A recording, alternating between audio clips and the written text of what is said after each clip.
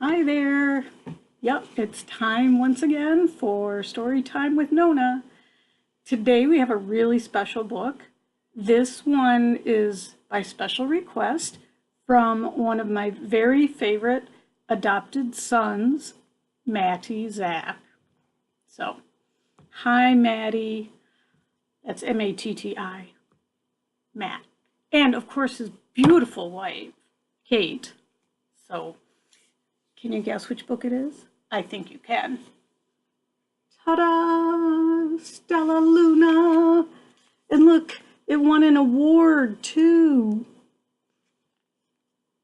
Oh, never mind, that's not an award sticker, but I think it did win an award. Anyway, 25 years old. That's a long time. Stellaluna. Okay. Oh yeah, see on the back there's all the list of the awards and stuff. All right, so let's read about Stellaluna. Oh, and Maddie, I'm sorry, but I can't really be your Nonna because I'm too young to be your Nonna. Sorry. So, but you're one of my favorite adopted sons. So, all right, let's start reading Stellaluna. Stellaluna by Janelle Cannon. And there's a picture of Stellaluna. Stellaluna's a bat. She's hanging upside down there. Okay. Oh my goodness, let's read. And the book is dedicated to Burton H. Cannon and Nancy A. Cannon with love. See? Aw. I love the drawings. Aren't they great? All right. There's a beautiful picture. Aww. Okay. In a warm and sultry forest, far, far away, there once lived a mother fruit bat and her new baby. Oh, how Mother Bat loved her soft, tiny baby. I'll name you Stellaluna, she crooned. Each night, Mother Bat would carry Stellaluna clutched to her breast as she flew out to search for food.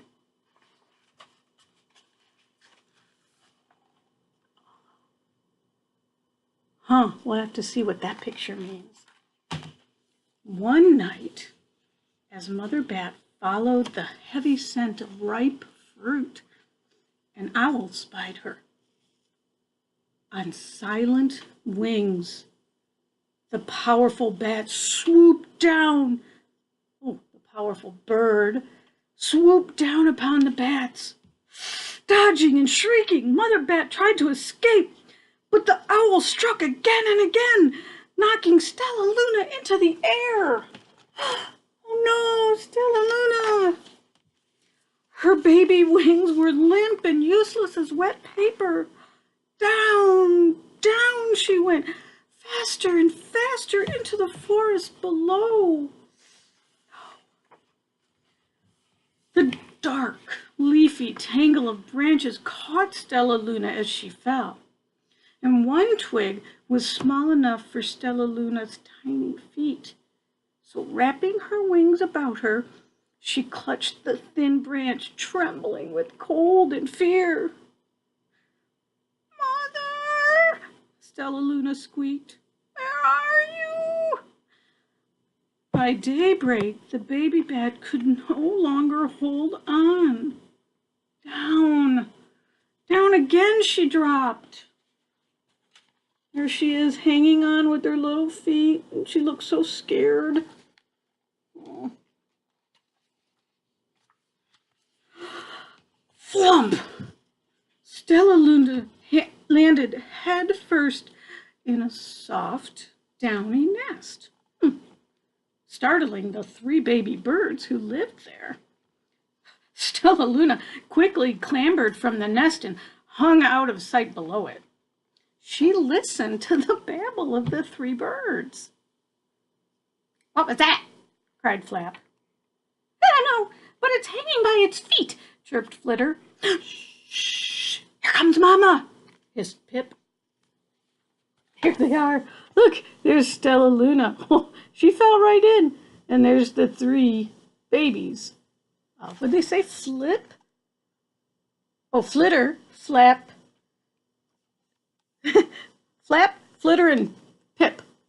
I don't know which is which. You guess. Okay. Oh my. Many, many times that day, Mama Bird flew away, always returning with food for her babies.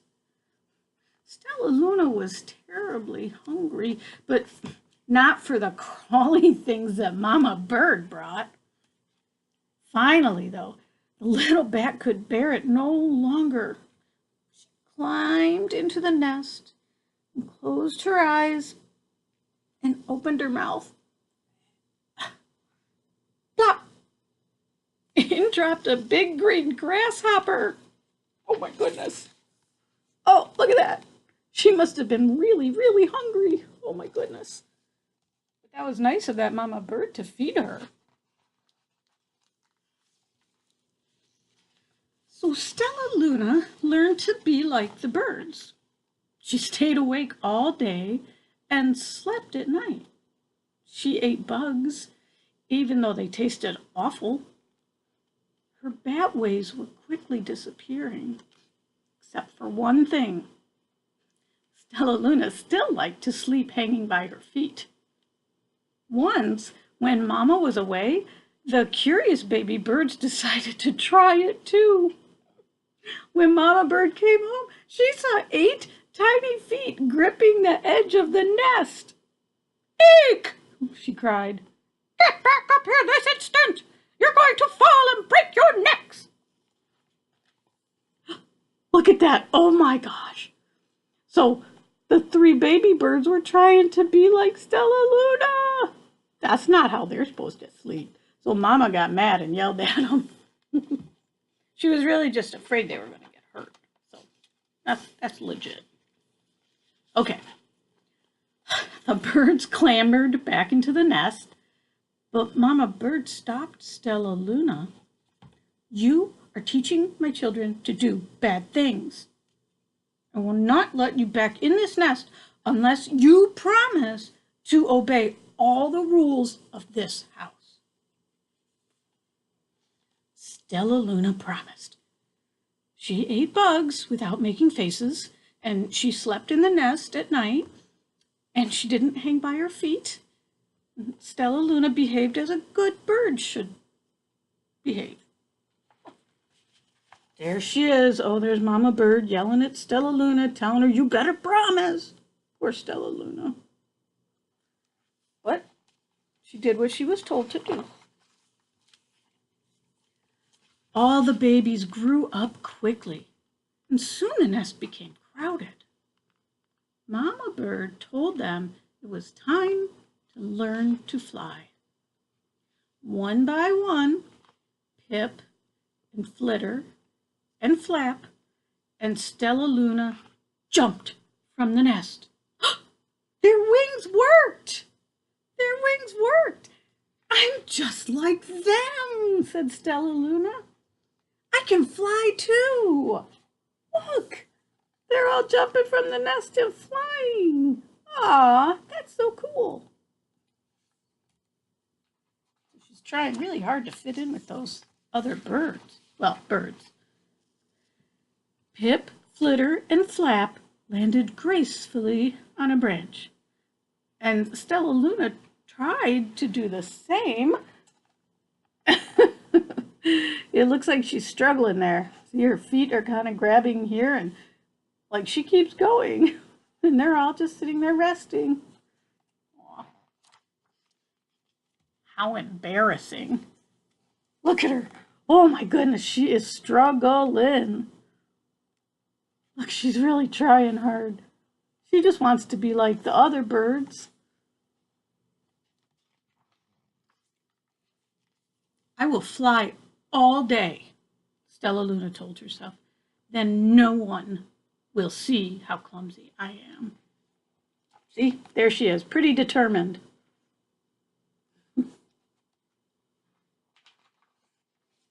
The next day, Pip, Flitter, Flap, and Stellaluna went flying far from home. They flew for hours, exercising their new wings. "The sun is setting," warned Flitter.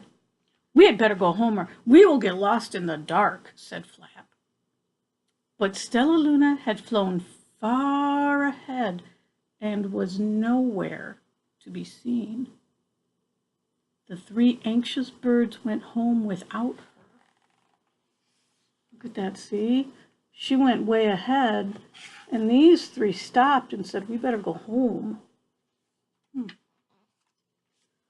All alone, Stellaluna flew and flew until her wings ached and she dropped into a tree. "I promised not to hang by my feet," Stellaluna sighed. So she hung by her thumbs and soon fell asleep. She didn't hear the soft sound of wings coming near. There she is. See, she's not hanging by her feet, but she's hanging by her thumbs. She was so tired. She just fell right asleep. "Hey," a loud voice said, "why are you hanging upside down?" Stellaluna's eyes opened wide. She saw a most peculiar face. "I'm not upside down. You are," Stellaluna said. "Ah, but you're a bat. Bats hang by their feet. You are hanging by your thumbs. So that makes you upside down," the creature said. "I'm a bat. I am hanging by my feet. That makes me right side up." Stellaluna was confused. "Mama Bird told me I was upside down. She told me I was wrong." Wrong for a bird, maybe, but not for a bat. There they are, the two bats having a conversation. So this must be Stellaluna, and that's the other bat.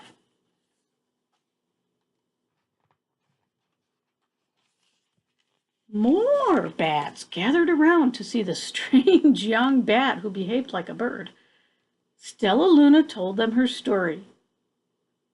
"You ate bugs?" stuttered one. "You slept at night?" gasped another.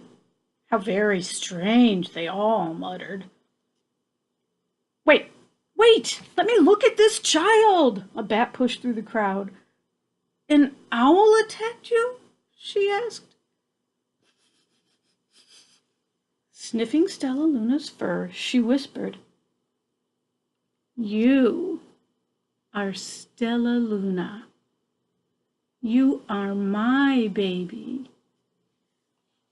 Aww. Aww.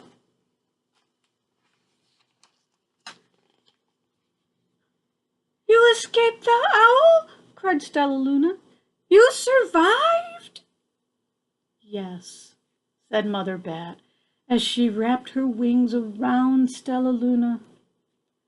"Come with me, and I'll show you where to find the most delicious fruit. You'll never have to eat another bug as long as you live."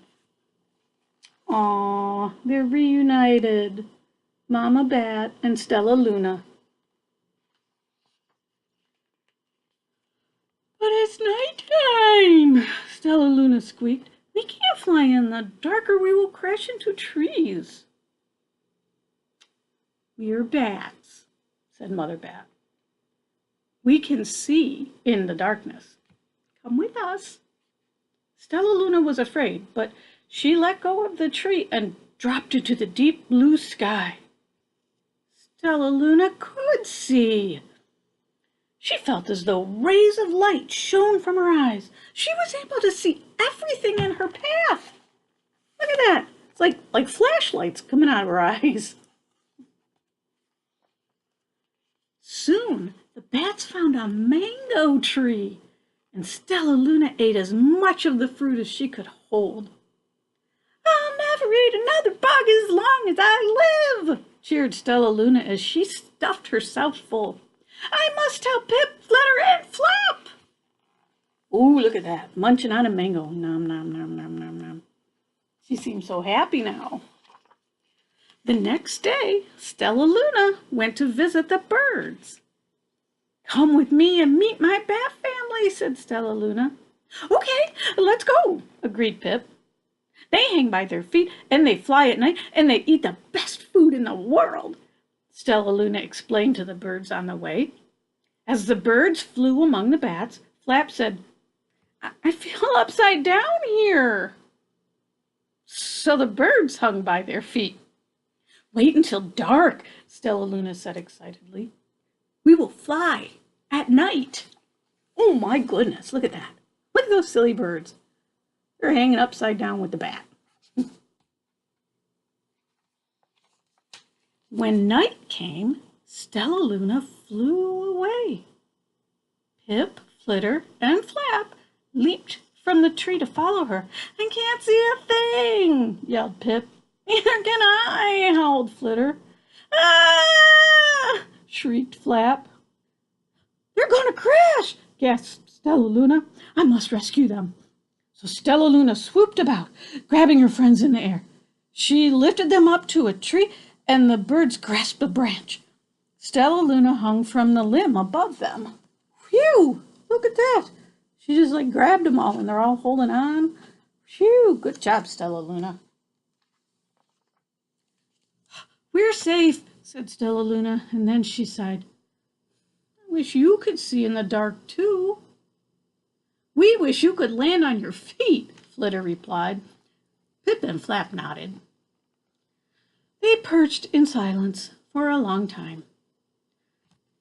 "How can we be so different and feel so much alike?" mused Flitter. "And how can we feel so different and be so much alike?" wondered Pip. "I think this is quite a mystery," Flap chirped. "I agree," said Stellaluna, "but we're friends, and that's a fact." Aw, there they are, buddies, even though they're really different.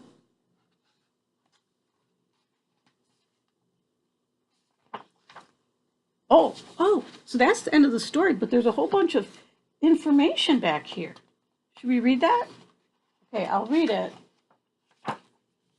This is information about bats. Want to learn about bats? I do. Okay, so first of all, did you know that bats are mammals? That's why it was so confusing between the birds and the bats, because bats really aren't birds, even though they can fly. Okay, let's read. Bat notes.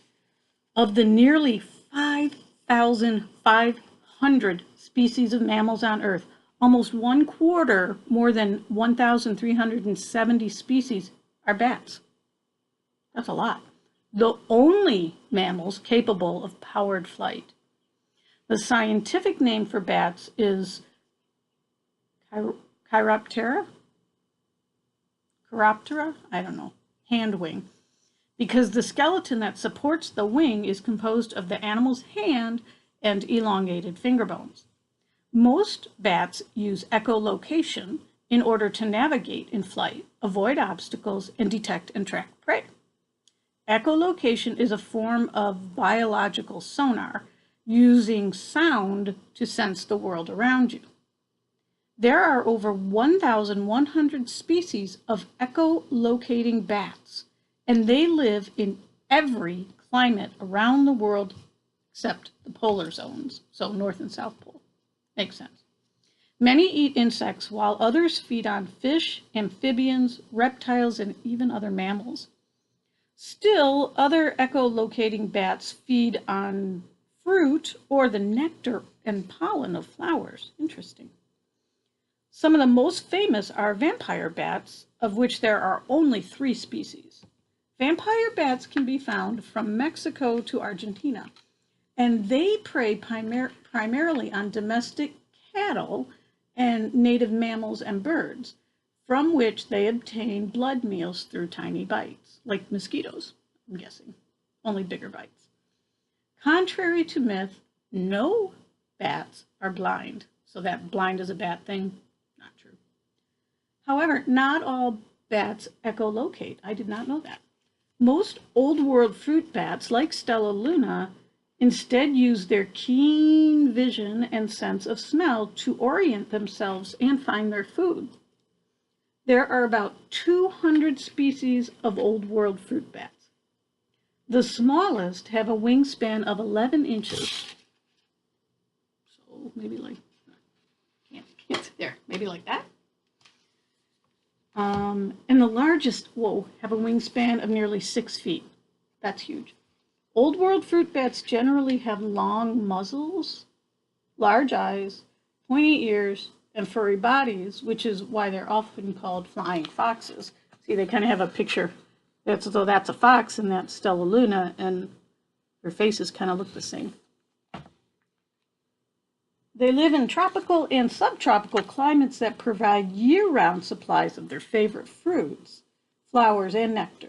Some fruit bats, as they forage for nectar, pollinate many types of night-blooming trees and plants. That's important. Others eat whole fruits, seeds and all, and then distribute the seeds over the forest floor in their droppings. That's important too. In these ways, bats are very important to the regeneration of tropical forests.